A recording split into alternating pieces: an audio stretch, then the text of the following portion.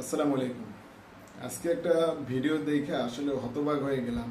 যে মানুষগুলি সারাদিন চিল্লায় যে আড়ং বন্ধ করতে হবে, আড়ং বয়কট করতে হবে, আর সেই আড়ংয়ে আজকে 70% অফার দেওয়ার কারণে মানুষ এমনভাবে হুমড়ি খেয়ে পড়ছে, মনে হচ্ছে যে এখানে ফ্রিতে খিচুড়ি বা বিরিয়ানি খাওয়াতেছে, এমনি ব্যাগ হাতে নিয়ে দৌড়ে লাফায়া ফালায়া যে অবস্থায় যাচ্ছে মানুষ, এমন অবস্থা করছে মানে 70% ডিসকাউন্ট।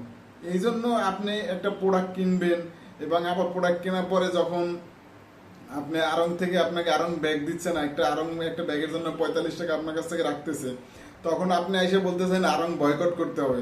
আর আজকে যখন 70% অফার দিচ্ছে, আপনি সেই অফার দেখা ব্যাগ হাতে করে নিয়ে ঝুলতে ঝুলতে দৌড়ে দৌড়তে মানুষের মনে হয় পাড়াইয়া চলে আসতেছে। মানে এখানে মনে হয় যে যুদ্ধক্ষেত্র লাগছে, বা পিছন থেকে কেউ ধাওয়া দিছে, বা পিছন থেকে মারামারি করতেছে, এই ভয়ে সামনে আগাইতেছে, দৌড়িতেছে, আর এক একজনের ভিডিও করতেছে, দেখাইতেছে, ই করতেছে। এই বাবা, আরে বাবা, কি অবস্থা!